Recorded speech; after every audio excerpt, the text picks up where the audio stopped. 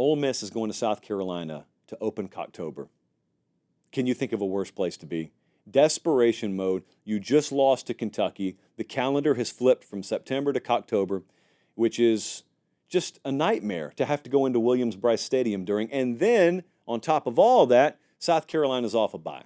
So it looks like all of the signs are there. All of the hallmarks are there for an upset. Except that maybe they're not. What a tease, by the way. Ole Miss stat profile just shattered last week. It's not the craziest concept in the world to think that a team looked really good on paper, but they hadn't played anyone, so they played semi-quality competition and got exposed a little bit. That's happened before. Okay, so everything plummeted. They were 4 of 16 on third down. They allowed 4 sacks, 3.2 yards per rush. They were bad, and Kentucky was the reason they were bad. So Ole Miss, I think, now goes on the road. And it's the first true road environment they will have been in. All due respect to Wake Forest. I mean, all due respect. They're going into Williams-Brice this weekend. It's a 3:30 game, so people will be fired up. This is the best pass rush they will have faced. So we get to see Ole Miss's offensive line, hostile environment, best pass rush they faced. That's one thing. The next thing is South Carolina has to run the ball. And Ole Miss has the number 1 run defense in the country. And this is where this game could get out of whack in favor of the Rebels. Because if South Carolina can't run the ball effectively here, they are 126th in sacks allowed. And Ole Miss is number 2 in the country at garnering sacks. So as much as we may focus, rightfully so, on South Carolina's pass rush, Ole Miss pretty good at getting the quarterback as well. Now, the flip side of that is, Josh, maybe, just maybe, they've gotten to the quarterback against inferior teams as well. Maybe. That's why we play the games, obviously. But I think there are plays to be made against that Ole Miss secondary. Question becomes, what do we have at quarterback with South Carolina? Lenora Sellers, his health is still a matter of great concern around there. You know, the last time you saw him, he was hurt and he was out, and then they had the bye week. Will he be back? Sounds kind of like yes from Shane Beamer, but we don't know for sure. And also, how good is he when we get him back? Rocket Sanders, running back. They're also kind of in wait-and-see mode on him as well.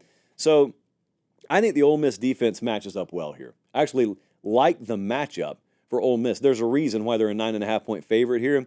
They need to spread the ball around. Like, their passing profile heavily tilted towards one player. So they need to spread it around a little bit more. LSU threw the ball fairly effectively against South Carolina, so they need to do the same here. Colin, let's take a look at what the model thinks. The FanDuel number right now is Ole Miss minus 9.5. The model has Ole Miss minus 9.5. You know the immense amounts of respect and admiration I have for South Carolina football. But during October, even if you hate them, you know they're not to be trifled with. But I think somehow Ole Miss is going to find a way to go in here and win. I'm talking about a 9.5-point favorite in these terms. Somehow, some way, Lane Kiffin can't lose this game. Ole Miss can't lose this game. Just walk yourself down that road for a second. This is a team in Oxford that thinks it's the best version of itself they've had in forever. This was a team with SEC championship, playoff contention, consideration about itself, all that stuff. Colin, you got Ole Miss's schedule. I think you probably already threw it up. Yeah, do you understand? Let me just remind you guys, nothing's changed about the expectation there. So in August, the way you looked at this, you know you did. You looked and said, all right, Furman, Middle Tennessee, Wake, Georgia Southern, that's 4-0. Kentucky at home, no, that's 5-0. They go to South Carolina, that's already middle of the season. South Carolina doesn't have the depth, that's 6-0. That first test will be at LSU. That's the way you looked at it.